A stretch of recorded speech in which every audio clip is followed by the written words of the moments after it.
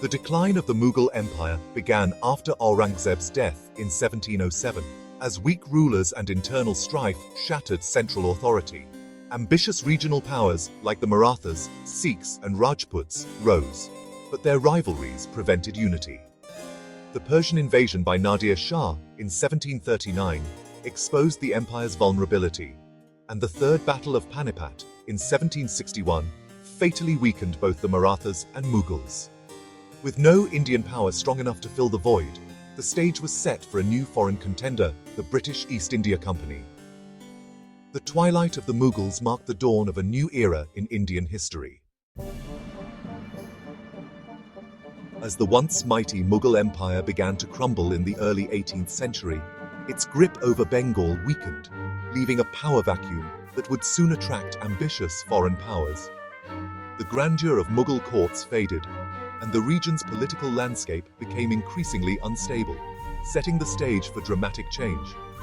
European trading companies, especially the British and French, had already established trading posts along India's coasts.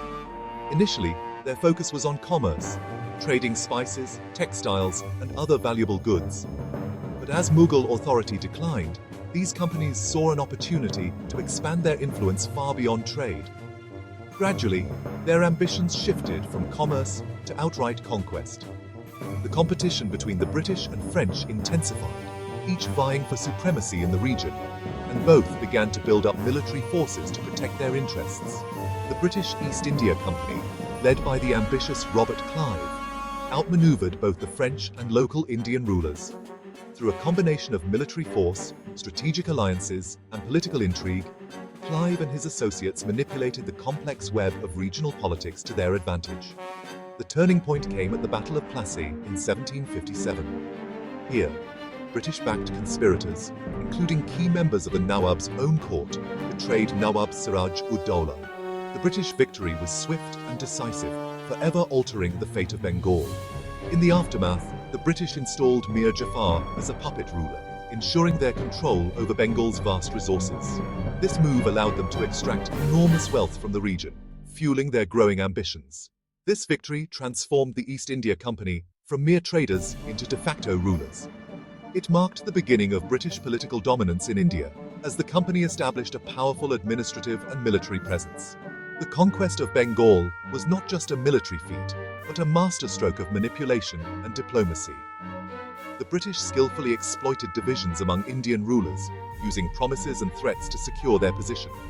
With Bengal under their control, the British now possessed immense wealth and resources. This newfound power enabled them to expand rapidly across the Indian subcontinent, laying the foundation for nearly 2 centuries of British rule in India. After the decisive victory at Plassey in 1757, the British East India Company began to tighten its grip over the Indian subcontinent. Their power was further solidified when they defeated a formidable alliance of Indian rulers at the Battle of Buxar in 1764, a conflict that marked a turning point in the struggle for supremacy in northern India. Following their victory, the British secured the right to collect revenue in the rich provinces of Bengal, Bihar, and Orissa through the Treaty of Allahabad. This gave them unprecedented economic power, allowing them to control vast resources and influence the lives of millions of Indians, fundamentally altering the region's economic landscape. The British expanded their control through a series of shrewd policies, such as the Subsidiary Alliance and the Doctrine of Lapse. These measures systematically undermined the authority of Indian rulers, turning once independent kingdoms into mere vassal states.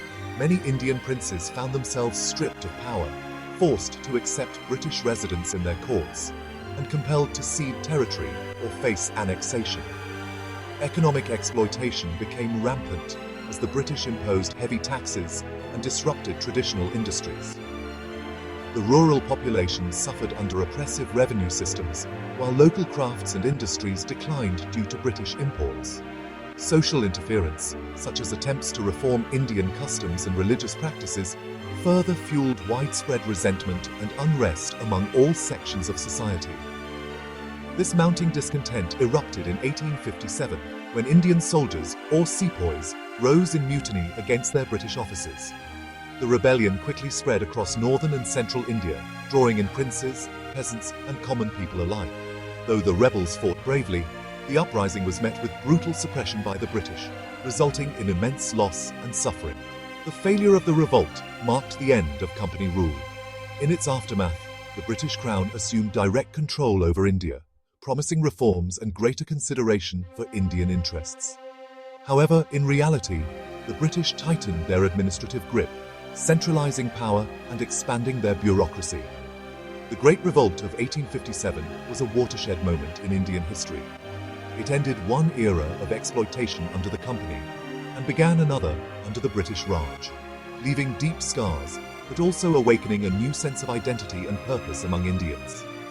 British rule became more systematic and pervasive, but the spirit of resistance was far from extinguished. Indians began to organize, discuss, and dream of a future free from foreign domination. In the ashes of the rebellion, the seeds of Indian nationalism were sown. Over time, these seeds would grow into a powerful movement for independence, forever changing the destiny of the nation. British rule devastated India's economy, draining wealth to Britain and crippling local industries. Heavy tariffs destroyed India's textile sector, forcing artisans into poverty and turning India into a supplier of raw materials. Exploitative land revenue systems impoverished peasants, while commercialization of agriculture led to devastating famines. These hardships united Indians in shared suffering, fueling the rise of nationalism. Economic misery became a powerful force for change as Indians began to question colonial rule. The struggle for survival laid the groundwork for a new national consciousness. In the 19th century, India was undergoing profound social and economic changes. The arrival of Western education, new ideas, and the spread of English created a new class of Indians who began to question old traditions and the colonial order. These changes, combined with the impact of British rule, sparked a wave of reform movements and a growing sense of Indian identity. People started to see themselves not just as members of different regions or religions, but as part of a larger Indian nation. This was the beginning of a new consciousness that would shape the future of the country. Visionary leaders like Raja Ram Mohan Roy, often called the father of modern India, and Swami Vivekananda, who inspired youth with his message of strength and unity, played crucial roles. They challenged regressive customs such as sati and caste discrimination and encouraged Indians to take pride in their rich cultural heritage.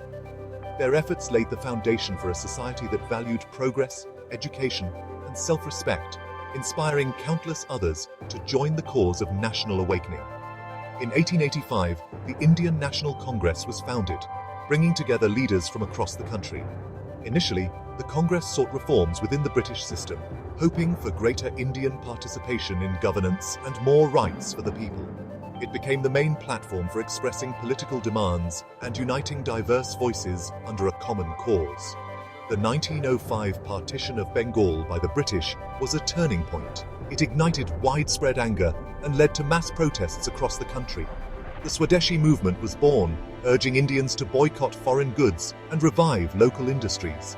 For the first time, the struggle moved beyond petitions and debates to direct action, with people from all walks of life participating in demonstrations, boycotts, and public bonfires of British products.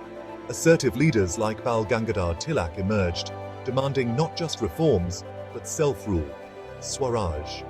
Tilak's famous declaration, "Swaraj is my birthright and I shall have it," became a rallying cry for millions.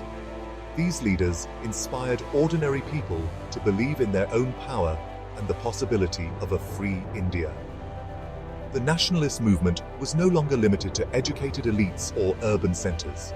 It had become a mass awakening, drawing in farmers, workers, students, and women from every corner of the country.